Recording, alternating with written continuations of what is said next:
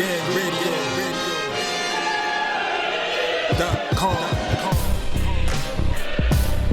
Take over. Last mission. Final boss mode. In our final preview, though, is something that'll happen a week after this, after next weekend, and this is the biggest fight of the year by far.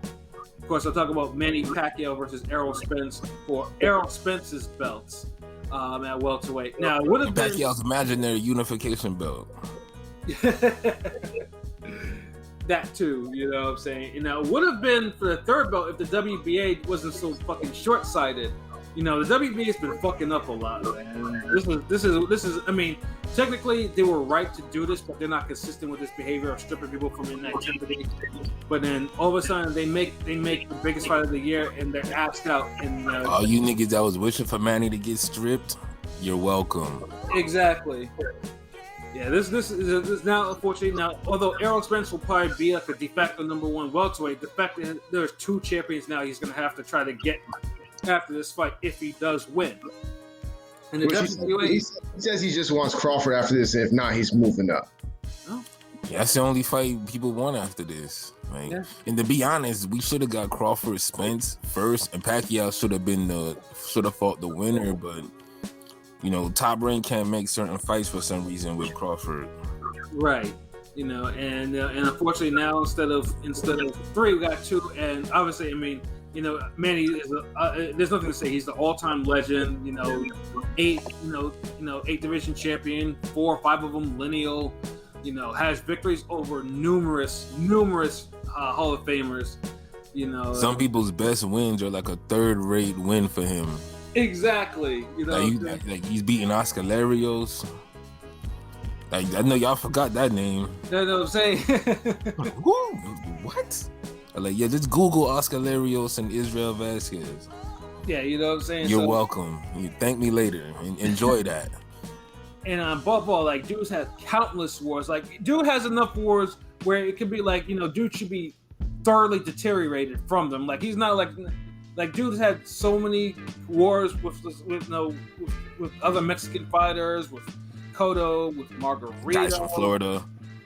Yeah, exactly. Like, dude is a legend. Like, the fact that he's still taking these type of fights is amazing. And dude, he got a case to say he top 10, maybe top 5 all time if he wins this fight. Absolutely. And like, if someone was to say he's the best boxer ever after if he beats Spence, I would just be like, you know what? I'm not gonna argue that. You can't. Like, I mean, his record speaks for himself. I mean, he currently does have, in terms of quality wins, he's still number 1 in the sport so far. And remember, his fights don't take 8 and 9 months to make either. Like another guy who's pound for pound. Oh, right. Lord. Dude, but am I fucking lying though? You're not. How often, no, I'm just fucking saying this shit. How many times have we waited fucking, besides the Mayweather fight, we're not gonna speak on that. Yeah. But how many times have we waited like around the clock to see what's gonna happen with Pacquiao fighting somebody? Rare. Right. Like, this is the rarest because of COVID. Like, because this was, we had to have a pandemic for him to be like, hey, yeah, who's this guy gonna face next? Like, and we weren't even waiting like that. People was more concerned about him keeping the belt or not than who he's fighting next. Yeah, because most people are like, you know, obviously some people still hate Pacquiao enough to like, look, give the belt to Spence or do whatever, you know, because he's not defending it. Well, motherfucker, and that shit just came out of nowhere. Pacquiao versus Errol Spence Jr. And you're like, oh shit, okay. That literally came out of nowhere because it was like, what the fuck? That's like if your parent walked out of your life for like a couple years, like they about to get milk or something, and then they come back, but they didn't just have milk. They had they had the new PS5. They had a couple games and a controller, and niggas had groceries too. So you're like, oh shit. You know, I could see why you was going so long. I'm saying, I forgive you. Yeah, though, but before we get into that particular fight, though, I have to speak on the undercard for this fight. Which is horrible. Basu, Horrible. trash. Like PBC, like how do you have good matchmaking on your Showtime card, but for this shit, especially for the biggest fight of the year so far, you shit the bed on the undercard. Like really, like you couldn't find any more higher profile fighters that would love to be on a Pacquiao undercard. Nope. That are doing this shit. Like really? They always have Errol Spence undercards trash. I don't know what it is, but they never give Errol Spence a stacked card. Ever. If you remember, Pacquiao Thurman was a good fucking card. Yeah, it was. And then when you had it on the same day as Rivas and Dylan White, nigga, that's a boxing holiday right there. It was. But this shit just feel like I can't wait to the main event. Right, and out of the 3 undercard fights that they announced, only one of them is actually really good, and that's Mark Maxea, who's a Filipino. I mean, I can call him a prospect because he hasn't beaten anyone yet, but he's 22-0 with 15 knockouts. Ooh. And he's facing someone who is established on the PBC ranks in Julio Ceja. Now, Ceja, of course, if you know, if in 2019, nearly gave Rigo all that he could before getting knocked out. And then a referee tag team help. and then arguably beat Brandon Figueroa on the undercard of Wilder Luis Ortiz 2. But unfortunately, got an unfortunate draw, and unfortunately, he blew weight by like 4 pounds. So I couldn't feel sorry for him like I should have, like I could. You know, but he's probably the closest person to actually beating Figueroa to date. You know, and dude will bring the faith because I mean, dude is 32-4 with 28 knockouts. So yeah. So that's gonna be a great fucking fight. That should really be the co-main because because I feel like we're gonna get a good fight, and then we're gonna have to sit through some duds, and then we're gonna get a good main event. Where I'd rather just go through some duds and then get 2 fire back-to-back fights. Yeah, speaking of duds, the next undercard fight, however, first of all, it's to me, it's just like wrong. It's morally wrong that these two are actually. You talking about the hot tub time machine fight? Yeah, talk about. I was like, you talking about the extended fight that should have been on the last PBC card with Devin Alexander and Collazo, huh? I'm saying, like, I mean, is this 2011, 2012? Like, what is this? Like, who came up with this bullshit? You know, and so basically, we got fighters that are one who's shot, and the other one who's I don't know what the fuck he is at this point. But we talk about Robert Costa Guerrero and Victor Ortiz. Like, I thought they were kidding. I thought it was a joke on some fucking on some Anchorman shit, like, you know, something you wrote down and you laughed later about. Like, I thought Robert Guerrero was retired. Like, apparently now, because now if you've ever heard me before, like I've criticized Guerrero a whole lot, you know, especially since he come out to welterweight, because a lot of people, you know, kind of inflating his actual worth at welterweight a little bit too much. Not on this cast though, but elsewhere. And then Ortiz though is what you call is a talented head case, has all the talent in the world, but he's the biggest head case in the world. And it's crazy because a guy like Alex Saucedo, who loves boxing, he always gives it his all, never quits. He's out of the game now, unfortunately. Yeah. You know, but a guy like Ortiz and his head case ass is just floating around, always getting called up for these assignments, and I'm just like, I knew he was training, but I didn't know he was training for this card because I know he's been at the damn wild card. Yeah, he has. You know, and it's just like, and I know, and he also had some legal issues, you know, which I think he got past. You know, I think luckily he got past because he was looking at some serious jail time too. So I think so. Now it's going to be like, I mean, and he's relatively young as well. I mean, he's not old. I think he was a 33 or something like the 34. You know, he's 34. Yeah. So it's like he's still. I mean, he's not as worn down as Devin Alexander is, for the most part. But it's just like, why is he on the main pay-per-view card? Like, dude could be on FS1 portion because dude be quitting too much in his fights. Like, He quits all the fucking time. Like when the tough gets going, he quits. Like really, it's like the only fight he didn't quit was like the first Berto fight. I think that was the only fight where he actually pushed himself to actually not. And he ain't quit against Peterson because he damn weighed so much. He was so much bigger than the guy. But the funny thing is, though, he didn't quit because but Peterson came back in that fight, and that's the problem. Like he should have put Peterson away in that fight. That was the beginning of the PBC draw.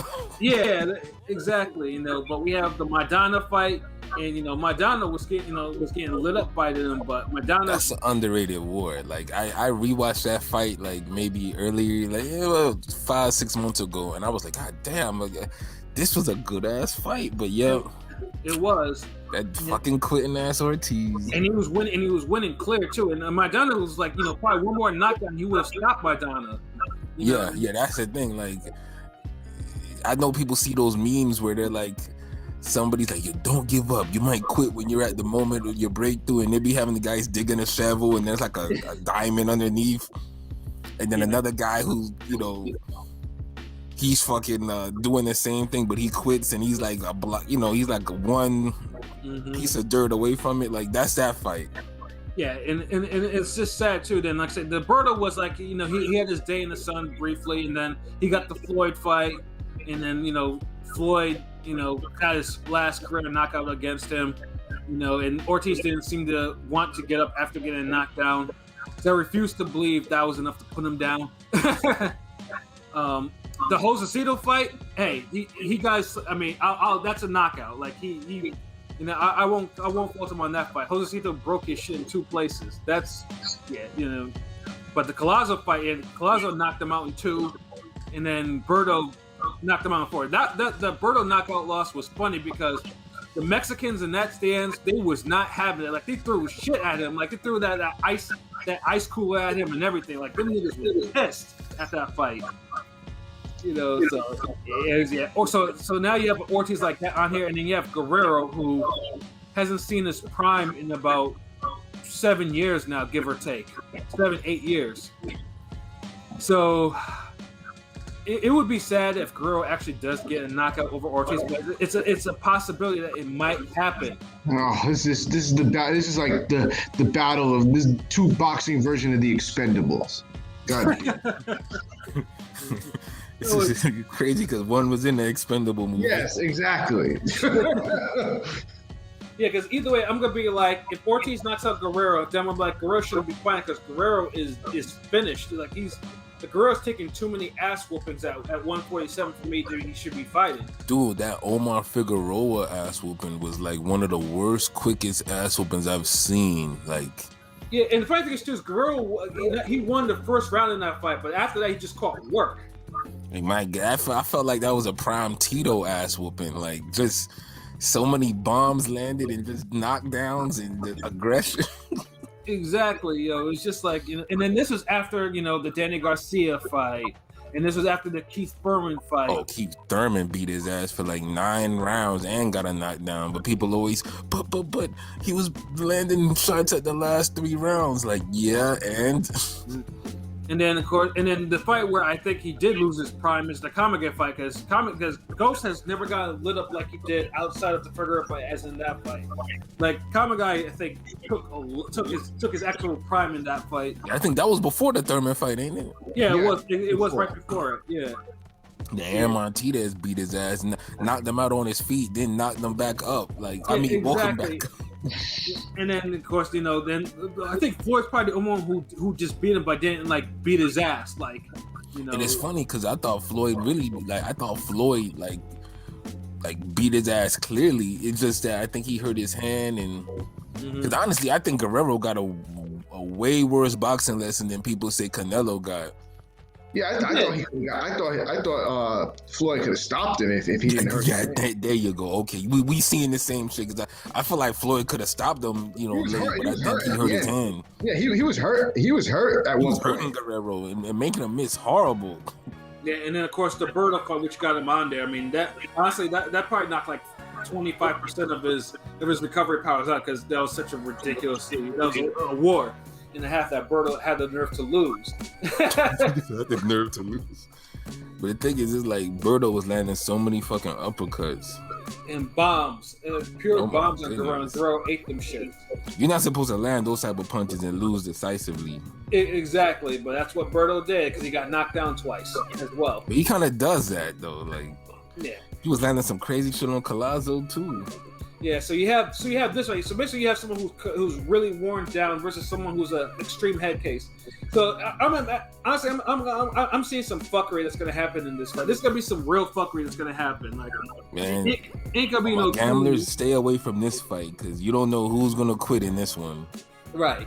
You know, like someone. I mean, well, we know who's gonna, but I mean, just the fact that it might be a quit because of mental, or might be a quit before physical. If it's the ghost quit, it's because of physical. He can't take the punishment. If Ortiz quit, it's because of the mental, because he can't see himself winning, having to fight back through adversity. So it's just, I don't know. Damn, this fight is just horrible.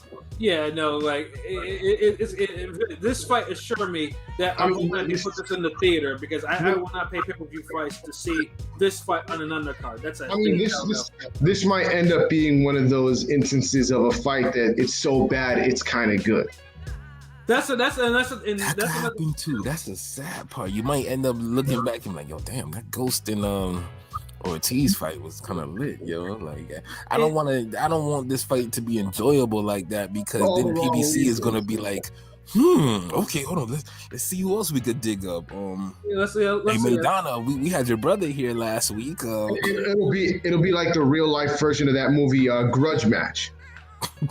Exactly. I mean, it'll be let's get Berto versus Vivian Harrison here. Yeah. Oh God. And you can see that too. That's the problem. And I don't put it past, like, it'd be like one of those damn movies where a guy is going across the country and he's just recruiting dudes. He just walk in there, he's like, hey, get up out of that corner, man. Put down that can of soup. David has an assignment. Be like, well, let's get Peter Quillen versus the ghost of Antoine Eccles. Oh God. Oh God. Oh stop. Yeah. You'll have Yusuf Mack and Steve Cunningham in a damn ladder match or some shit. Like I think we should put all this negative shit in the air. Yeah, we didn't spend too much time on this fight and it's not good. So And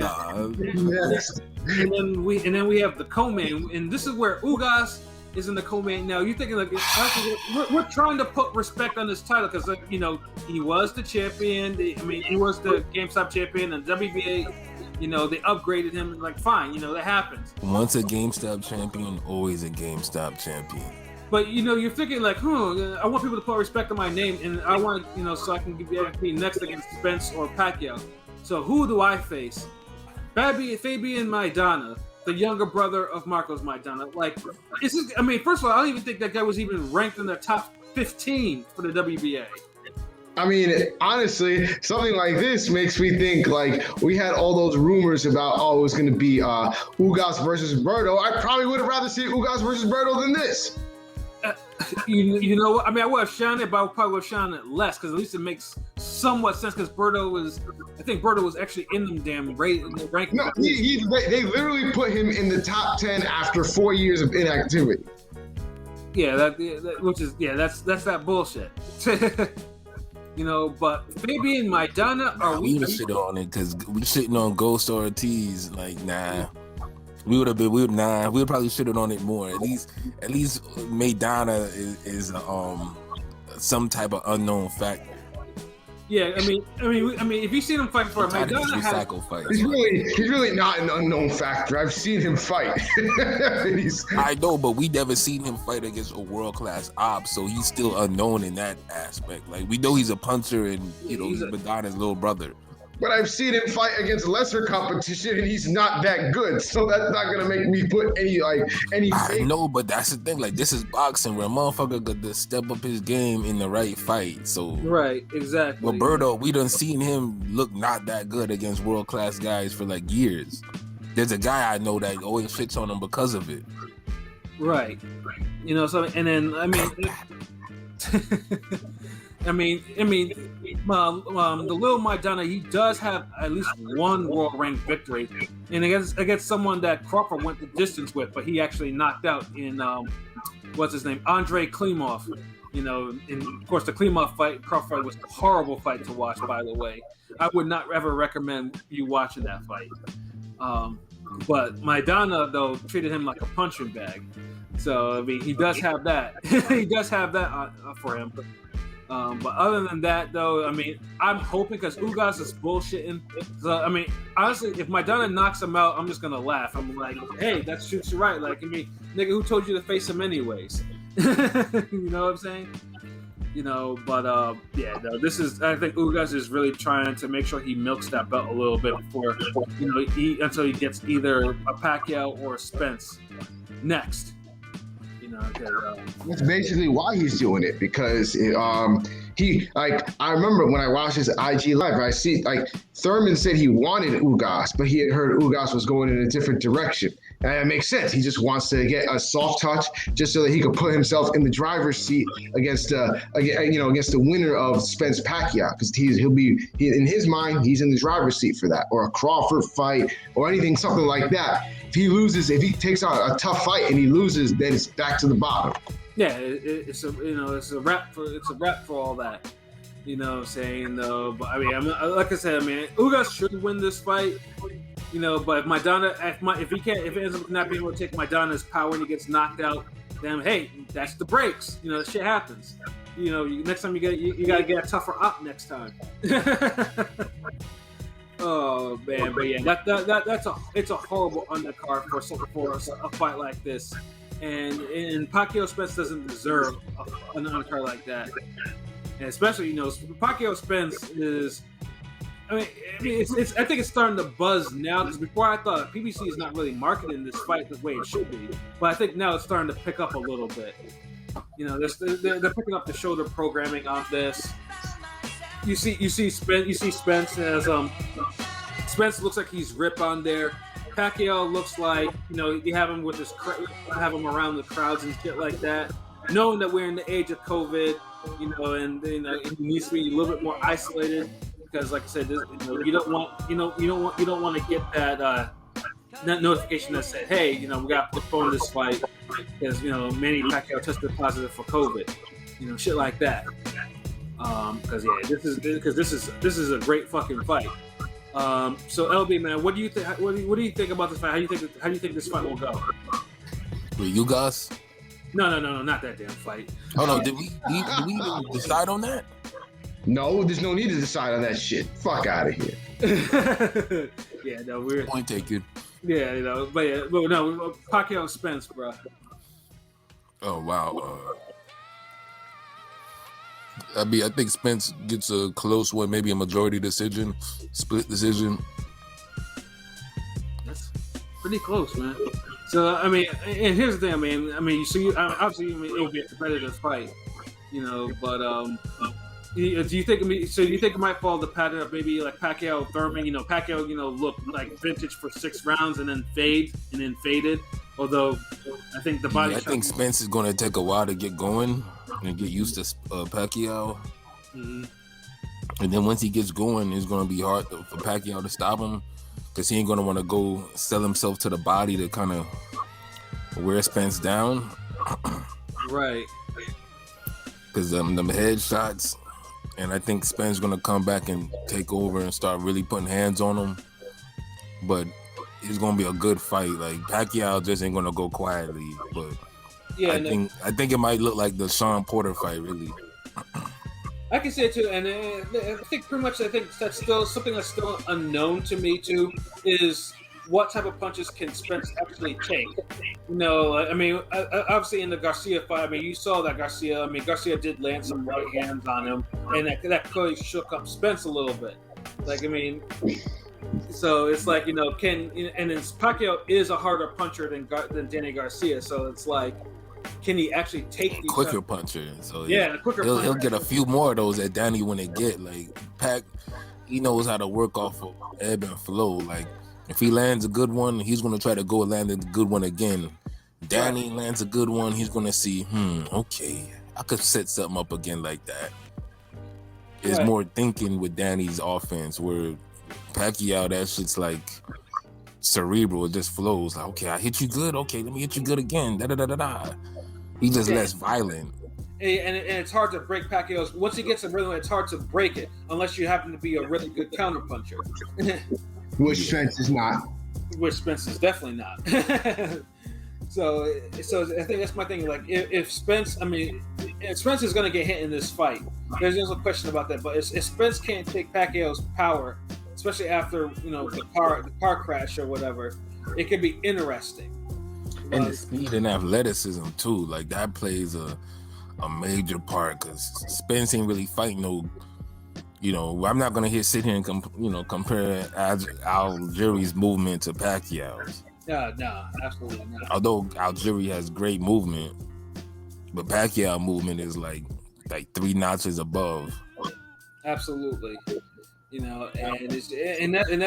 where the intrigue for me in that fight comes in. It's like, I personally, I think it's gonna be a decision, and it's been because I've been going back and let's say Pacquiao Spence, but I may actually lean towards Spence to get this on a close unanimous decision, like a 115-113 type of shit. Yeah, 115-112 or some sort of. Yeah, I could even see a 114-112. Yeah. Like I think someone will probably hit the deck, and it may actually be Pacquiao. I can see both of them getting dropped actually. Yeah. Pacquiao running into something and Spence just getting caught with something he doesn't see, and then Pacquiao, he's good at that follow-up shot. He is. And that's one thing no one really taking advantage of with Spence is those follow-up shots. Yep. Pete, what about you? How do you think this fight was going to go, and what do you think the result will probably be?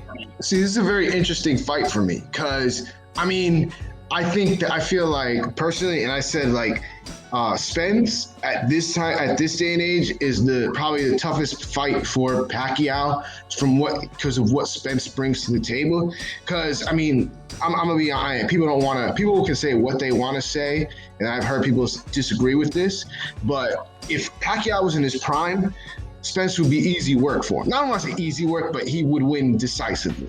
Like, I'm sorry. If it was like, the Pacquiao from the Clottey fight, I think it's a decision against Spence. Right. Yeah, would overwhelm. It won't be as one-sided, but I don't think Spence would be able to deal with the damn the footwork on the turns and pivots.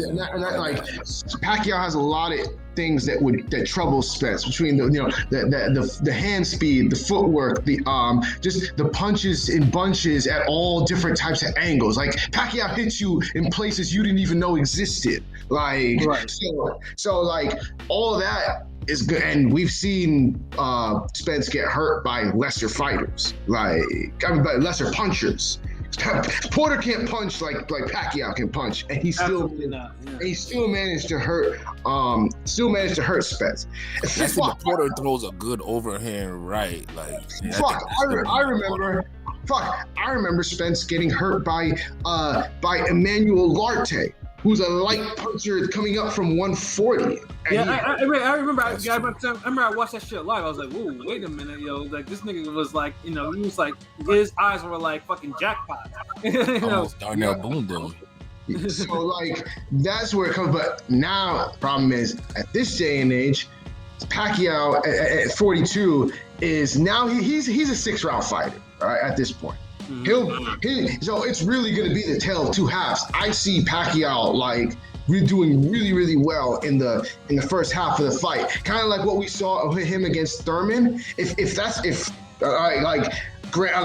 Pacquiao got old overnight, if we're getting the same Pacquiao from the Thurman fight, I think Spence is going to have his hands full the first 6 rounds. So it's really going to come down to the second half because Pacquiao is a 6-round fighter. So after the 6th round, his legs aren't there, his output isn't there, and against a guy like Spence, that's not what you want to have. Because with Thurman, it's different because Thurman doesn't throw as many punches. Thurman's not a high output guy. So he's actually a guy you want to have fight in if you have bad legs. Thurman also fought the wrong type of fight too. Yes, but he's Thurman is a guy that he fights to win the rounds. So he's gonna do enough to win the round, and that's it. Spence will overwhelm you with just punches and punches. Guy throws 800 punches a fight. Like, so he's going to be punching you, and then the jab, the body work. So I think at the end, a guy, Spence is not the guy you want to have with wobbly legs or just a guy that's not active at the end of the fight, because he's just going to bring it on you. So I think it's going to come down to the two halves. And it's gonna be a close fight. I think Pacquiao will win, at least half of the first round. Maybe he'll get a knockdown. If he gets a knockdown, that's big. And then it sees how he responds in the second half when the legs aren't there and the output's not there. If he can just survive Spence's onslaught, maybe have his moments here or there, that might win him a round or two, like what happened in the Thurman fight. Like, especially with that 10th round with the body shot that basically changed that whole round. Yeah. So it's really going to depend on all of that. If you ask me who I think is going to win, I'll say Spence by 116, 112. It's gonna be close. Might be 115, 113. Without knockdowns. I'm not going to say anybody's going to get knocked out, but I think it's going to be a very, very good fight, a very close fight. I favor Spence just barely. I think the second half is where he's going to turn it up, plus the jab. And it's going to be interesting to see because both of them haven't really fought southpaws in a while. They were mentioning last night that Pacquiao hasn't fought a southpaw since David Diaz. That's a long fucking time ago. 2008. Yeah, that was a long time ago, and Diaz got his ass whooped in that fight. Yeah, and then all I thought was fucking the post-fight press conference where Diaz is like, man, he was hitting me from all over. I couldn't see. I thought fucking Freddie was in there with him. But shit. Getting damn Tekken tag combos on him. Jump back behind the corner. But yo, let me ask y'all this. What kind of Spence you think we're gonna see? You think we're gonna see the Spence from the Mikey Garcia fight, or the Spence that comes forward? See, that's the other thing. And I mean, first off, the injury. See how far along is he? Because he said he was only like 80% for the Danny fight. Is he gonna be there for 100%?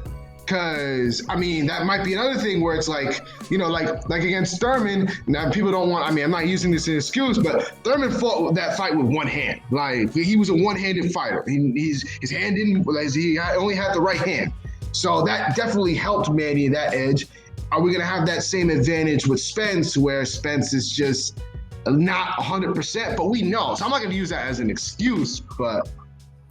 Yeah, but then, Thurman is a guy who has way better boxing ability than Spence.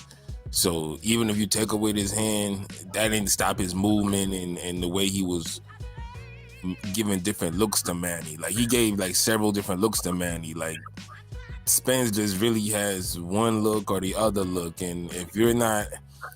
Mikey Garcia's not an attacker. At least Pacquiao's an attacker. Yes, but remember, with Thurman, if you take away that one hand, you're taking away a lot of his arsenal. He likes to do that back foot counter left hook. Can't do that with a the left hook that he be slapping with, where he could have dropped Porter or hurt Porter if he would have just hit him with his knuckles. that shit, yeah, I guess. But I mean, I see your point. But even then, I think the way to fight Pacquiao at this stage is the damn get in his wheelhouse and make it a dog fight. I think Spence is gonna have to really use the jab, which he has a great jab. So that's the one thing I always say. He has a very, very good jab. So he's gonna need to use that jab and jab to the head and jab to the body. And he's got the size advantage. Now let's see how he uses it against Manny. So yeah, because he could try to clip Manny if he tries to play Matador, but I don't know if Pacquiao is going to damn expend the energy like that to really chase Spence. And if that happens, I think cats might start booing, because if I'm Manny and Spence tries to back foot box me, I'm gonna just kind of stay in the middle of the ring a little, and I'll try to do what Ruiz was doing to Areola late. I would take a step back and make Spence come to me, then explode on him, change the whole dynamic. Pacquiao is capable of fighting both those types of fights. Right. I don't think he needs to be following a guy. I'm like George Foreman. And I don't think you need to be following a guy with them big shoulders and he's a puncher like that. Spence try to play back foot boxing. Nah, I'll back up now. I mean, honestly, the best thing for Spence to do is, I mean, he's gonna be the bigger fight. He has to rough Manny Pacquiao up. He has to. Like, That's what I'm saying. Come forward and let it all hang out. Yeah, like, I mean, you can't. I mean, like, he did a good job against Mikey Garcia doing that shit. You know, Mikey Garcia is like one dimensional. Yeah, exactly. It just people don't like this. People will call a guy like Tito one dimensional, but Mikey Garcia literally only fights that one way, coming forward, counter punching. Yeah, man. I mean, that's one of the reasons why I wasn't even with that fight. When that fight got announced, that's why I was like, yeah, no. I said, yeah, Spence. I said Spence was gonna win that shit easily. I was like, that was. But it just let me know that Spence respected Mikey Garcia's right hand and his power. Mm-hmm. Because you saw when he fought, he was damn dish ragging Jesse Vargas. Hell yeah. So it's like, that fight there, like that was one of those fights that just confirmed me what I was thinking. I was like, yeah, this Spence and they want to. And then when I saw Spence get hurt by Porter, I put two and two together. I was like, yeah, this is exactly why. Like, Spence has that whole invincible aura, and he just pressure, he come forward, and everybody thinks he's, you can't hurt him or stop him, but he knows that's not true. Yeah, no, Spence never had that. To me, never had that reputation, because every time this nigga gets hit, he looks like a fucking, like when someone gets hit and Mike Tyson's punch out, his teeth are all out and shit. Every time he takes a clean ass shot. Like, I feel like he does get bothered by offense sometimes, but he hides it well. Like, people mention the Brook fight, but Brook wasn't selling out on his punches. He wasn't fucking. He was throwing a lot of arm punches. If you want to see Brook throw hard, like his life depended on it, watch the Golovkin fight. That's when Spencer's throwing. I'm sorry, that's when Brook is throwing hard. Watch the damn Carson Jones fight. That's when Brook is punching like he's like, oh my god, get this dude the fuck off of me. Yeah. Yeah, and the Spence fight, he was pushing his punches quite a bit. Yeah, he was getting his bivol on. Yeah. You know what I'm saying? Without the damn snappy jab, the steady jab. So yeah, I think the fight could go a whole different bunch of ways. If Pacquiao wins, I would not be surprised. That's all I'm gonna say on that. Honestly, if Pacquiao wins, then you're gonna get a good rant about the people who welterweight era the next time we do it, the next time we cast. Yeah, that's coming. Yeah, that was definitely. He might be better off if he could hurt Spence and try to get him out of there early. Mm-hmm. Yeah, because Pacquiao doesn't have that type of stamina anymore for it to get to be fighting in the trenches like that. You know what I'm saying? Like, because he has to minimize some of the damage. Because even though like I thought he did beat Thurman, I thought he beat him like pretty clear. He took fades.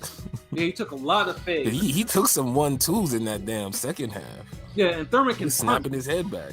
Yeah, Thurman is big for a welterweight. He can actually punch. So it's like, like goodness gracious, though. I mean, and of course, which made it more impressive that one body shot had Thurman just like, he looked like, dancing around the ring, skip to my loop shit. So it's like, I almost ain't know what the fuck was going on.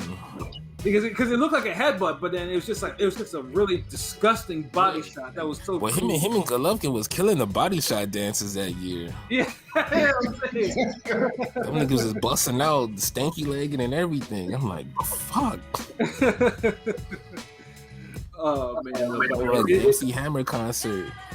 I'm saying, but I can't wait for this fight though, and I hope we play in this theater because I'll be damned if I want it in the theater. So low-key, I could wait for this fight just so we could win. We got a shitload of fights this weekend, so absolutely though. But I want this fight on in the theater because I don't want to pay for this.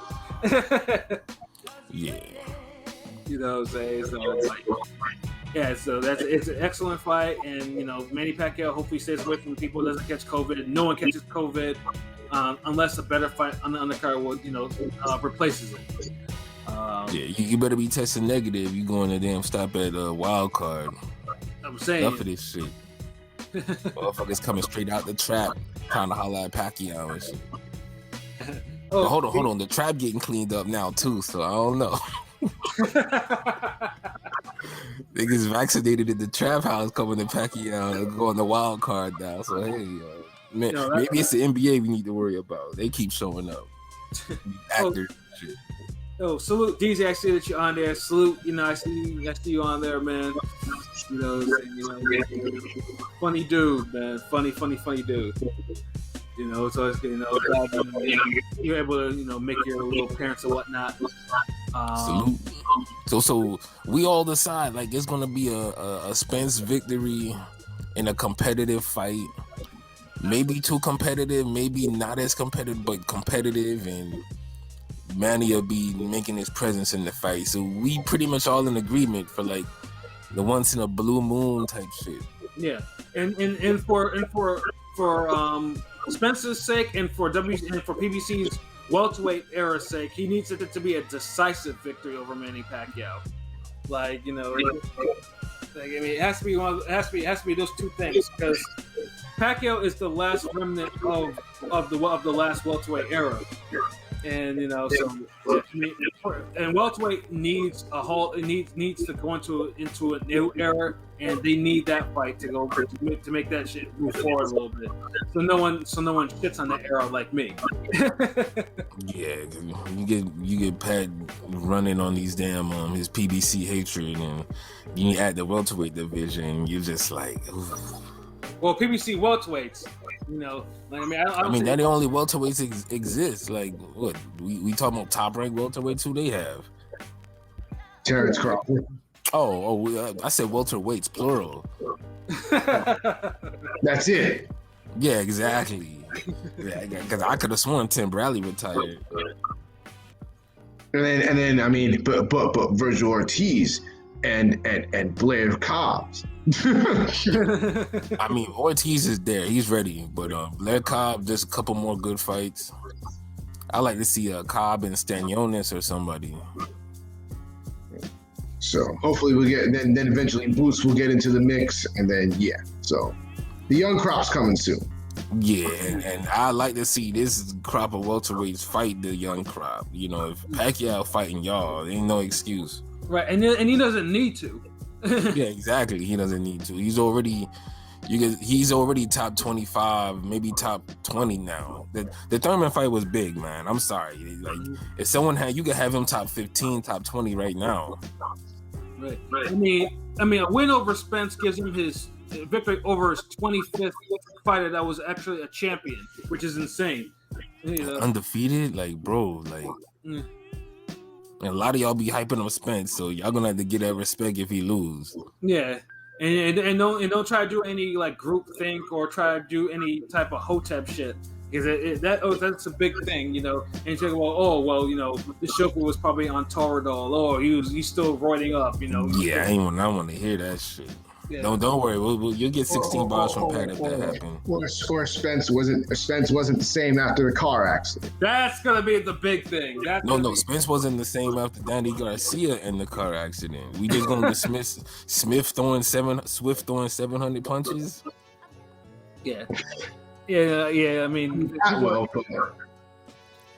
Pat will, but still, like, it's not like no one can say, well, he got an easy win over Danny Garcia. He had to work for that shit. Dude was getting gas and everything. So, hell yeah, it's definitely a gut check fight for both guys.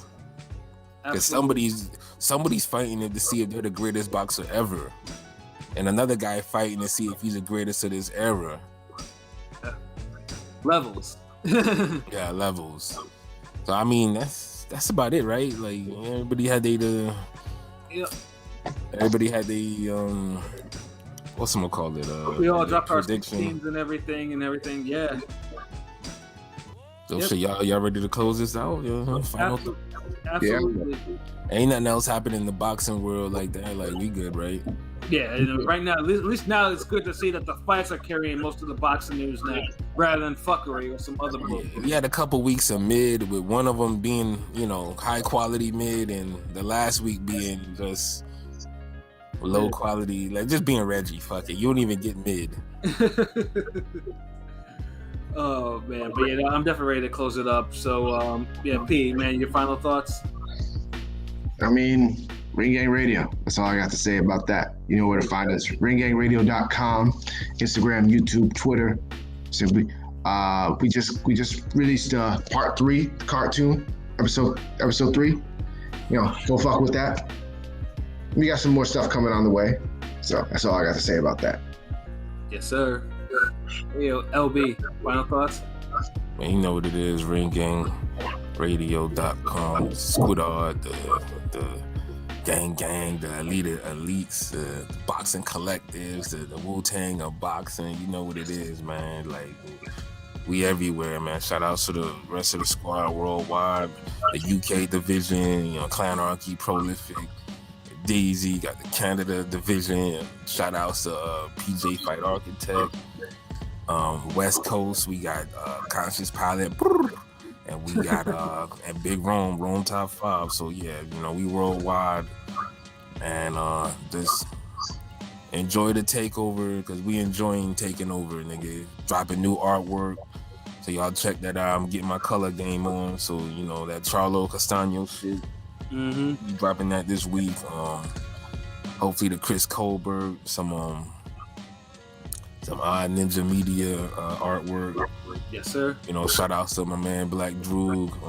Y'all pick up that Jericho Cutter comic. Make sure you jump on that Uppercut season. And special shout outs to everybody on the Podomatic that be downloading our shit. Yes. Around the world, man. We see them numbers, man. We appreciate it.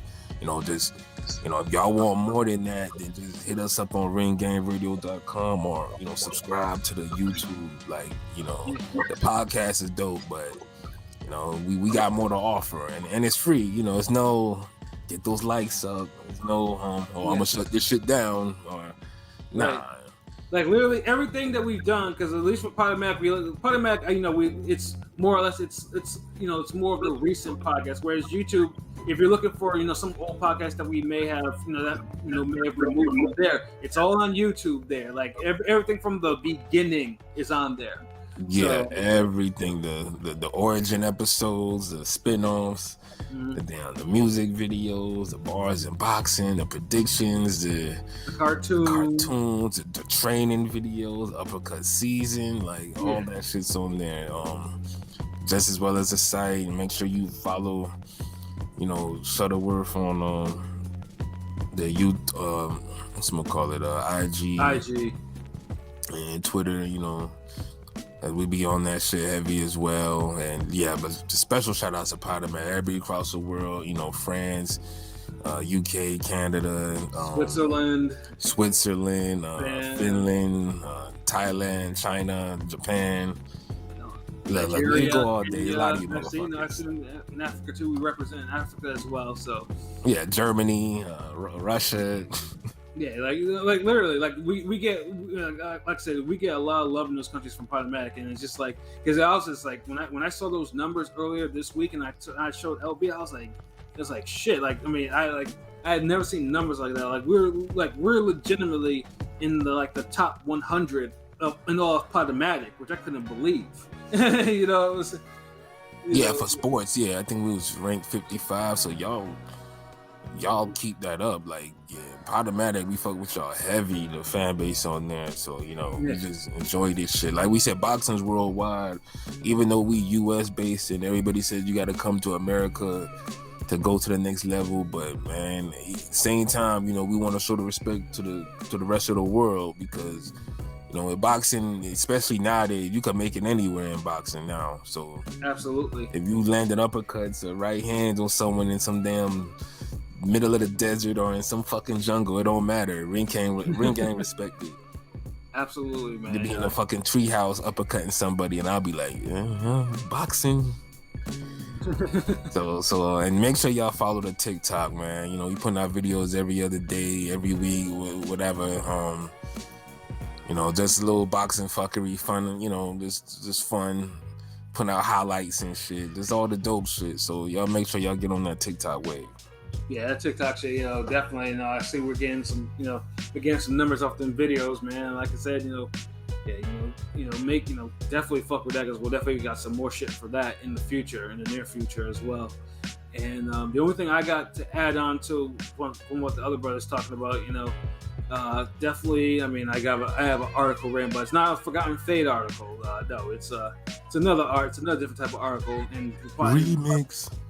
It's a remix, absolutely, because like I said, I mean, we could write about lots of different things though, but one thing that we need more of in boxing is a sense of humor. There's not a lot of sense of humor in boxing, especially in boxing media and stuff like that. So hopefully that this will this will bring some of that energy back into that, that hey, you can make fun of things a little bit, So other than that, definitely look for some prediction videos that I'm working on, and then and then obviously, if you see for our Instagram, episode 4 is currently being drawn and stuff like that.